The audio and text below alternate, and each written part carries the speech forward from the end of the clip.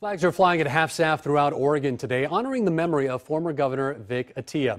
He passed away at a hospital last night at the age of 91. Alicia Esch spoke with a local political expert chosen by Atiyeh, who put together a biography about his life and his legacy to Oregon.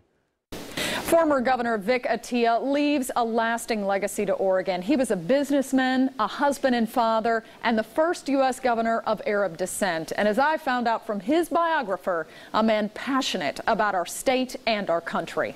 Governor Atiyeh was governor during the 1982 recession, which is the deepest recession Oregon has ever had, even dwarfs the one we just went through. Elected during a time of great turmoil for Oregon, Governor Atiyeh began his political career in the Oregon House in 1958. He then served in the Oregon Senate from 1965 until elected governor in 1979, a background I'm told served him very well when working across party lines. But then when he's governor, he becomes this amazing person that even he did not know he could be. He knew all the players in state government. He knew the entire legislature because he'd served with them. And so as governor, he was an amazing negotiator. As governor, he championed the growth of the high-tech industry, fostering international trade and business. In addition, he was able to cross country lines and start an international dialogue. As the United States was trying to figure out how to deal with the Middle East, Governor Atiyeh, through his role as governor, took a number of trips, and one of them in particular was an Oregon trade trip to the Middle East. But even more than that, I'm told his personal life was also his focus. He was married to his wife for 70 years. His wife, Dolores, was at the center of his life.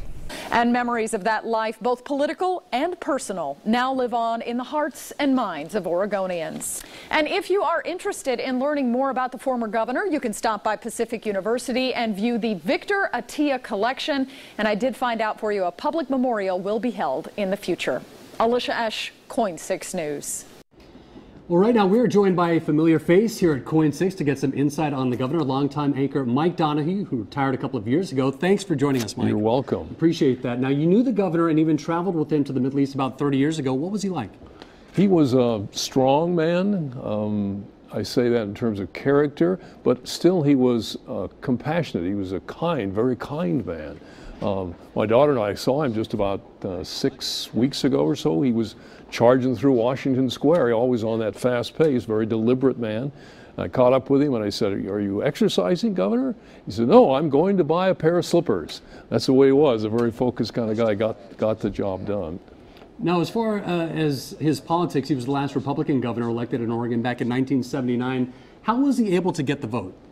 He appealed across the board, I think, and he was willing, as many politicians today do not seem to be, to reach across and meet with the other party. I don't want to say the other party. He was a Republican, a very conservative man, no question about that. But I think he'll always be remembered for that. I mean, short sleeves, those big hairy arms, reaching across the aisle and shaking hands with the proposal or the idea that someone else had, and working out a solution, because he knew Oregon was faced with economic tragedy if they didn't come up with something. He was considered a mainstream Republican. Could he be elected today in Oregon? I think so, because I believe there are a lot of people who want to have I'm not saying he's a moderate, he was conservative, but in some cases where it was required, he would be that moderate, that compromiser. I think he could be, yeah. Oregon's always elected people who have an open mind, and I think that would be a characteristic of his that will last for a long time. Okay, thanks so much. Mike Donahue joining us this afternoon. Pleasure to meet you, sir. You're welcome. Nice to meet you, Mike.